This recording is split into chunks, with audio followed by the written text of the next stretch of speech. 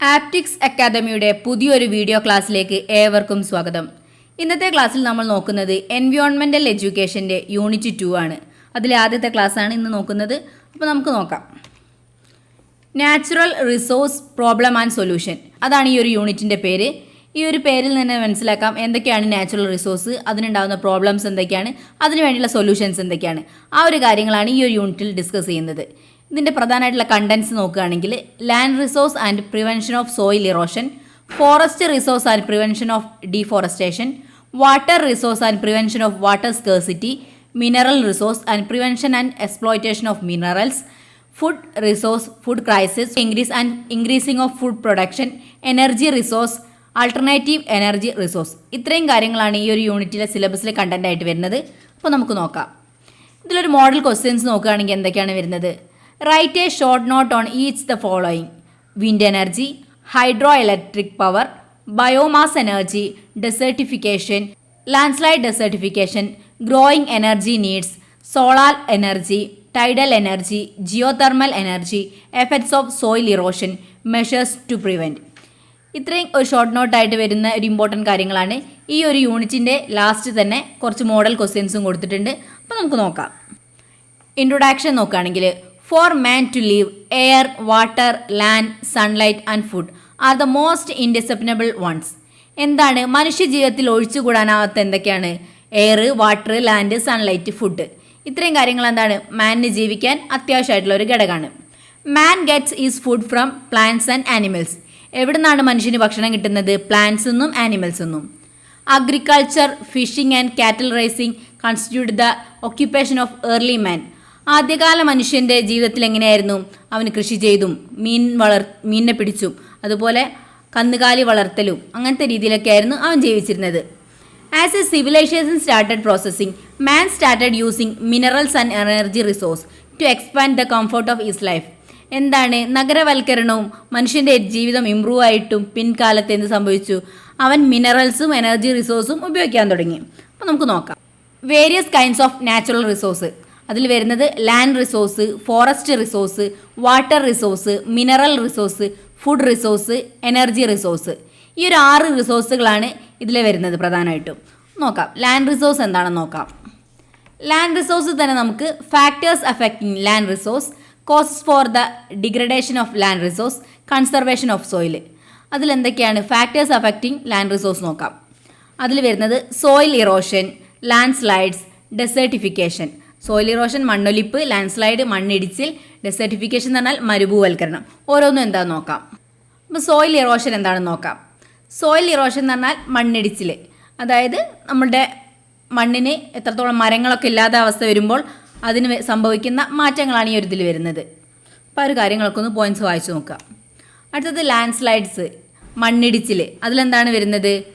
മഴ തുടർച്ചയായി പെയ്യുകയും ഒരു പരിധിയിൽ കൂടുതൽ മഴയ്ക്ക് ആ ഒരു മലപ്രദേശത്ത് താങ്ങാൻ സാധിക്കുന്നതിലും കൂടുതൽ സംഭവിക്കുകയും ചെയ്യുമ്പോൾ ആ ഒരു പ്രദേശം ഇടിഞ്ഞ് ഉരുൾപൊട്ടൽ പോലുള്ള ഉണ്ടാതാണ് ലാൻഡ് സ്ലൈഡിൽ വരുന്നത്. അടുത്തതോ ഡെസേർട്ടിഫിക്കേഷൻ എന്താണ് വരുന്നത്? കൃഷിയോഗ്യമായിട്ടുണ്ടായിരുന്ന ഒരു സ്ഥലം മനുഷ്യൻ്റെ നിരന്തരമായ പ്രവർത്തനവും പല കാരണങ്ങളും കൊണ്ട് എന്താണ് കൃഷി അനുയോജ്യമല്ലാത്ത ഒരു മരുഭൂമി പോലെ വിള്ളൽ വീണിട്ടുള്ള തരത്തിലേക്ക് മാറുന്നതാണ് എന്ത്? ഡെസേർട്ടിഫിക്കേഷൻ എന്ന് പറയുന്നത്, മരുഭൂവൽക്കരണം. ഓക്കെ, അടുത്ത് നോക്കുകയാണെങ്കിൽ ലാൻഡ് റിസോഴ്സിൽ നമ്മൾ ഫാക്ടേഴ്സ് അഫക്റ്റിംഗ് ലാൻഡ് റിസോഴ്സ് പറഞ്ഞു. ഇനി cost for the degradation of land resource ആണ് നോക്കാനുള്ളത്. അതിൽ വരുന്നത് soil erosion, flood and water logging, use of chemical fertilization, pesticides, cultivation without crop rotation. എന്താണ് കെമിക്കലിൻ്റെയൊക്കെ അമിതമായ ഉപയോഗം കാരണം എന്താണ് രാസവളങ്ങളൊക്കെ ഉപയോഗിച്ചും പെസ്റ്റിസൈഡ്സ് യൂസ് ചെയ്തും മണ്ണിൻ്റെ ഫലഭൂഷ്ഠത നഷ്ടപ്പെടുന്നു. പിന്നെ ക്രോപ്പ് റൊട്ടേഷൻ ഇല്ലാതെ, അതായത് ഒരേ കൃഷി തന്നെ നിരന്തരമായിട്ട് ഒരു മണ്ണിൽ ചെയ്യുമ്പോൾ എന്താണ് അതിൻ്റെ ലാൻഡിനെ അത് ബാധിക്കും. പലതരത്തിലുള്ള വിളകൾ ഉപയോഗിക്കണം. ഇപ്പോൾ ഒരു ഉരുളക്കിഴങ്ങ് കൃഷി ചെയ്യുകയാണെങ്കിൽ അടുത്തതായിട്ട് ഒരു ക്യാബേജ് അല്ലെങ്കിൽ മറ്റൊരു കൃഷി, അത്തരത്തിൽ വിളകൾക്ക് എന്താണ് മാറ്റം സംഭവിച്ചുകൊണ്ടേയിരിക്കണം ഭൂമിയിൽ. അതെന്താണ് അത്യാവശ്യമായിട്ടുള്ളൊരു ഘടകമാണ്. ഈ ഒരു പിക്ചർ നോക്കിയാൽ നിങ്ങൾക്കത് മനസ്സിലാവും. ഓക്കെ, നോക്കാം. അടുത്ത് നോക്കാനുള്ളത് കൺസർവേഷൻ ഓഫ് സോയിൽ, എങ്ങനെ നമുക്ക് സംരക്ഷിക്കാം. റീഫോറസ്റ്റേഷൻ, അതായത് മരങ്ങളൊക്കെ വെച്ച് പിടിപ്പിക്കുന്ന രീതി. പിന്നെ അഗ്രോ മെത്തേഡ്സ്, പിന്നെ tracing, construction of dams, controlled gracing, soil fertility. Controlled grazing എന്ന് പറഞ്ഞാൽ എന്താ മാനേജ്മെൻ്റ് ആണ്. പിന്നെ ഡാംസ് അങ്ങനത്തെ കാര്യങ്ങളൊക്കെ സൃഷ്ടിക്കുക. പിന്നെ അതുപോലെ ഒരു ഹിൽ ഏരിയയിലുള്ള രീതിയിലുള്ളൊക്കെ ട്രേസിങ്, ആ ഒരു രീതിയിൽ കൃഷികൾ പ്ലാൻ ചെയ്തിട്ട് ചെയ്യാം. ഇതൊക്കെയാണ് കൺസർവേഷൻ, എന്തൊക്കെ നമുക്ക് സംരക്ഷിക്കാൻ പറ്റുന്ന കാര്യങ്ങൾ. അടുത്തത് നോക്കാനുള്ളത്, നമ്മളിപ്പോൾ ലാൻഡ് റിസോഴ്സുള്ള 3 കാര്യങ്ങൾ നോക്കി. അടുത്തത് ഫോറസ്റ്റ് റിസോഴ്സാണ് നോക്കാനുള്ളത്. ഫോറസ്റ്റ് റിസോഴ്സിൽ എന്താണ് വരുന്നത്? എന്താണ് ഫോറസ്റ്റ് എന്നാണ് പറയുന്നത്? ട്രീസ് ആൻഡ് പ്ലാന്റ്സ് ഉൾപ്പെടുന്നതാണ് ഫോറസ്റ്റ് എന്ന് പറയുന്നത്. അതിൽ തന്നെ നമുക്ക് പണ്ട് കാലത്ത് ഉണ്ടായിരുന്നതും എന്നാൽ ഇന്നത്തെ ഒരു കാലഘട്ടത്തിലേക്ക് വന്നപ്പം മനുഷ്യൻ്റെ ഇടപെടൽ മൂലം വെട്ടിനശിപ്പിച്ച് വന്നിട്ടുള്ള മാറ്റങ്ങളും ഇതിൽ പറയുന്നുണ്ട്. പിന്നെ യൂസസ് ഓഫ് ഫോറസ്റ്റ്, അതിൽ ഡയറക്റ്റ് യൂസും ഉണ്ട്, ഇൻഡയറക്റ്റ് യൂസും ഉണ്ട്. ഡയറക്റ്റ് യൂസ് പറഞ്ഞാൽ എന്താ? നമ്മൾ പേപ്പറിൽ ഉപയോഗിക്കാൻ വേണ്ടിയിട്ട് മരങ്ങൾ ഉപയോഗിക്കുന്നത്, പിന്നെ അതുപോലെ നമ്മൾ ഫർണിച്ചർ ആവശ്യങ്ങൾക്ക് ഉപയോഗിക്കുന്നത്, അതൊക്കെയാണ് ഡയറക്റ്റ് യൂസ്. ഇൻഡയറക്റ്റ് യൂസ് എന്താണ്? നമുക്ക് മരങ്ങൾ സംരക്ഷിക്കപ്പെടുന്ന പോലെ ഓക്സിജൻ പ്രൊഡ്യൂസ് ചെയ്യുന്നു, പിന്നെ നമുക്ക് നമ്മുടെ കാർബൺ ഡൈ ഓക്സൈഡ് ശുദ്ധീകരിക്കുന്നു, അങ്ങനത്തെ കാര്യങ്ങളൊക്കെ. അതുപോലെ മരങ്ങൾ നിലനിൽക്കുന്നതുകൊണ്ട് സംഭവിക്കുന്ന ഒരുപാട് കാര്യങ്ങൾ. ഡീഫോറസ്റ്റേഷൻ, അതിലെന്തൊക്കെയാണ് വരുന്നത്? Falling trees and burning plants, എന്തൊക്കെ? അതിൽ മരങ്ങൾ നശിപ്പിക്കുന്നതും വെട്ടുന്നത്, തീപിടുത്തം ഉണ്ടാകുന്നത്, അങ്ങനത്തെ കാര്യങ്ങളൊക്കെയാണ് വരുന്നത്. ഡീഫോറസ്റ്റേഷൻ ഉണ്ടാവാനുള്ള റെസ്പോൺസിബിൾ ഫാക്ടേഴ്സാണ് താഴെ പറയുന്നത്. Creating human habits, undertaking developmental project like construction of dams and hydro electric power plants, laying roads and rail tracks, shifting cultivation, industrial demands of wood, mining operations, demand for domestic fuel and timber of furnitures and fitting, overgrazing of the major ones. അതിലെന്താണ്? മനുഷ്യൻ്റെ പ്രവർത്തനങ്ങൾ, പിന്നെ ഓരോ പ്രൊജക്റ്റുകൾ വരുന്നത് മൂലം നശിക്കുന്നത്, പിന്നെ road, railway track, അതൊക്കെ ഉണ്ടാകുമ്പോൾ എന്താണ്? മരങ്ങൾ വെട്ടിക്കുന്നത്, പിന്നെ കൾട്ടിവേഷൻ ഇല്ലാതാകുന്നത്, പിന്നെ ഇൻഡസ്ട്രിയൽ ആവശ്യങ്ങൾ, പിന്നെ മരങ്ങളുടെ ആവശ്യമുള്ള ഓരോ ഉപകരണങ്ങൾ നിർമ്മിക്കുന്നത്, പിന്നെ മൈനിങ്, ഇതൊക്കെ എന്താണ്? മരങ്ങളില്ലാതാവാൻ കാരണമാകുന്നുണ്ട്.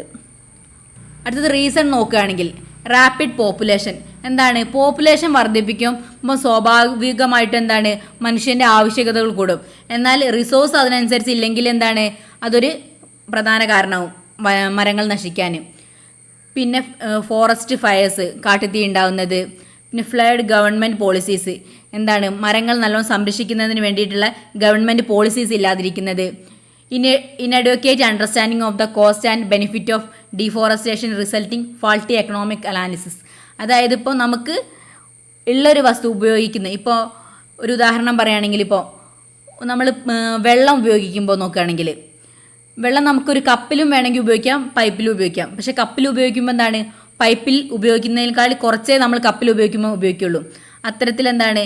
ഒരു കറക്റ്റായിട്ടുള്ള ഒരു പ്ലാനിങ്ങും കാര്യങ്ങളൊക്കെ ഇല്ലാത്തതുകൊണ്ട് വരുന്ന പ്രശ്നങ്ങൾ. പിന്നെ colonial pattern of resource exploitation that emphasise on maximum short term gains, എന്താണ്? കൊളോണിയൽ ഭരണകാലത്ത് ഉണ്ടായിട്ടുള്ള ഒരുപാട് നമ്മളെ റിസോഴ്സുകളെ എക്സ്പ്ലോയിറ്റേഷൻ വന്നതും എന്താണ്? ഇതിനൊരു കാരണമായിട്ടുണ്ട്. അടുത്തത് നോക്കാം. Debate loan carried by many developing countries that forcing them to resort the timber of exports, export ചെയ്യുന്നതിൻ്റെ പേപ്പറിനൊക്കെ ആവശ്യത്തിന് എക്സ്പോർട്ട് ചെയ്യുമ്പോൾ എന്താണ്? അതും അതിന് കാരണമാകുന്നുണ്ട്. High demand in developed nations for tropical timber and other commodities, എന്താണ്? മറ്റുള്ള ഡെവലപ്ഡ് നാഷൻസിൻ്റെയൊക്കെ കമ്മോഡിറ്റിൻ്റെ ആവശ്യം വരുമ്പോൾ ഇത്തരത്തിലുള്ള കാര്യങ്ങളൊക്കെയാണ് റീസൺസിൽ വരിക. ഇനി അഫോറസ്റ്റേഷൻ, നമ്മൾ ഡിഫോറസ്റ്റേഷൻ പറഞ്ഞു, അതിൻ്റെ നേരെ ഒരു ഓപ്പോസിറ്റ് ആയിട്ടുള്ള കാര്യങ്ങളാണ് എന്ത്? അഫോറസ്റ്റേഷനിൽ വരുന്നത്. Growing trees and crops developed to forest, എന്താണ്? Growing trees and developed crops to develop forest in those places where previously no forest, എന്താ? നോ ഫോറസ്റ്റ് ആയിട്ടുണ്ടായിരുന്ന ഒരു ഏരിയയിൽ എന്താണ്? മരങ്ങളൊക്കെ വെച്ച് പിടിച്ച് ഒരു വനമായിട്ട് മാറ്റുന്ന രീതിയാണ് എന്ത്? അഫോറസ്റ്റേഷനിൽ വരുന്നത്. To achieve this government India brought forward the Indian forest policy, 1988 എന്താണ്? ഫോറസ്റ്റ് പോളിസി ഇന്ത്യൻ ഗവൺമെൻറ് ഉണ്ടാക്കിയിട്ടുണ്ട്. Under this policy the following rules and regulation were framed and implemented. അപ്പം നമുക്ക് ഈ ഒരു പിക്ചറിലൂടെ തന്നെ മനസ്സിലാക്കാം എന്താണ് അഫോറസ്റ്റേഷനും ഡിഫോറസ്റ്റേഷനും.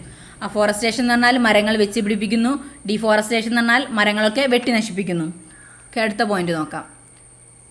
നേരത്തെ പറഞ്ഞ ആ ഒരു പോളിസീസിൽ വരുന്ന കാര്യങ്ങൾ തന്നെ. Raising new forest cover in watershed slopes and other ecological fragile areas. Okay, growing industry oriented trees like thekku, casuarina, okay etcetera. ഈ ഒരു കാച്ചാടിമരാണ് ഈ കസൂർണിയ എന്ന് പറഞ്ഞത്. പിന്നെ which do not require much water on fallow and free grazing land, എന്താണ്?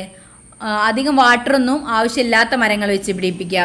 Implementing social forestry scheme in which through forest developmental institute and fast growing trees sapling are developed and distributed to the general public.